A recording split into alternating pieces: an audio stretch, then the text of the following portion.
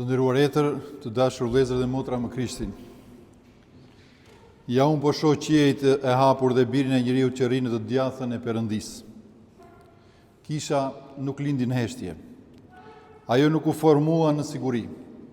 Ajo lindi me zgurve dhe emri i parë i shkruar me gjakun e saj është emri i Stefanit. Etrit e shenjtë të kishës sonë e kanë parë gjithmonë martirizimin e Shën Stefanit si një pasqyrë të kryqit të Krishtit, por e si një ikon të kishës në çdo kohë. Shën Agustini thotë: kisha lindi nga brinja e shpuar me heshtë e Krishtit dhe u rrit dhe u shtua nga gjaku i martirëve. Stefani është fruti i parë i kësaj lindje. Shkrimi thotë: Stefani plot hir dhe fuqi bënte mrekulli të mëdha ndër popull. Ne shohim diçka të jashtëzakonshme. Stefani nuk ishte një apostoll. Ai nuk ishte njëri nga të 12 nxënësit e Zotit. Ai ishte një diakon, një shërbëtor i tryezave të dashurisë. Zoti zgjedh të tregojë lavdinë e tij jo përmes pushtetit, por përmes shërbimit. Siç na thotë dhe Shënja Gojarti, shpirti i shenjtë nuk kërkon frone, por zemra të zbrasta me qëllim që ai t'i mbush. Stefani nuk flet nga autoriteti njerëzor, por nga përvoja e shpirtit të shenjtë. Ai nuk mbrohet, sepse di se e vërteta nuk ka nevojë për mbrojtje. Ajo ka nevojë për dëshmi. Fjalimi i Shën Stefanit përpara Sinedrit nuk është thjesht një mbrojtje. Është një lexim profetik i historisë së shpëtimit. Ai tregon se si Izraeli vazhdimisht i ka bërë rezistencë Perëndis. Dhe këtu etrit e shenjtë të kishës shohin një paralajmërim për kishën.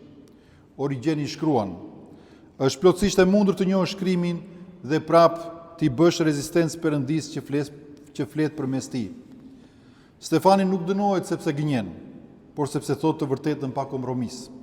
Dhe e vërteta, kur nuk pranohet, bëhet shkak për dhunë.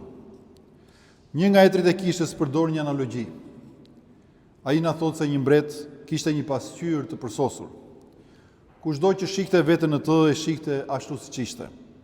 Disa e doni pasqyrën, të tjerë, kur pan plagët, burratat, errësirën dhe ligësitë e zemrave të tyre, e thyen pasqyrën. Shën Stefani ishte si ajo pasqyrë, dhe ata që e vran nuk po vrisnin thjesht një njeri, por përpiqeshin të thyenin reflektimin e ndërgjegjes së tyre. Momenti kulmor i martirizimit është ky. Stefani, plot me shpirt të shenjtë, ngriti syt nga qielli. Kjo frazë është shumë e rëndësishme. Qielli nuk hapet në fund, por para vdekjes. Zoti nuk e pret Stefanin pas martirizimit. Ai e forcon gjatë tij. Shën Irineu thotë: lavdia e Perëndis është njeriu i gjallë dhe jeta e njeriut është tek vështrimi i Perëndis. Stefani jeton sepse sheh, dhe ai sheh sepse beson. Në çastin e fundit, Stefani përsërit fjalët e Zotit tonë Jezu Krisht: Zot, mos ua numëro këtë mëkat. Kjo nuk është vetëm imitimi i Krishtit, por është akti më misionar i kishës, sepse aty qëndron edhe Sauli. Shën Agustini thot diçka tronditse. Nëse Stefani nuk do të kishte falur vrasit e tij, kisha e shenjtë nuk do të kishte pasur apostull Pavlin. Kështu vepron Perëndia. Gjaku i një martiri shërben si boj me të cilën shkruhet ungjilli për brezat që do të vinë. Ne nuk jemi thirrur të vritemi nga turma me gur, por të mos heshtim nga frika, të falim kur akmarrja duket më e drejtë, të qëndrojmë besnik kur e vërteta na kushton. Shën Stefani na mëson se shenjtëria nuk është sukses, por besnikëri. Jo fitore, por dëshmi. Jo siguri, por besim deri në fund. Vëllezër dhe motra më Krishtin, kisha jonë sot ka nevojë për më pak zhurmë dhe më shumë shembuj si Shën Stefani. Për njerëz që shohin qiellin hapur edhe kur toka mbyllet mbi ta. Le të lutemi që kur të vijë ora jonë e provës, sado e vogël apo e madhe, ti kemi syt nga qielli dhe zemrën që fal.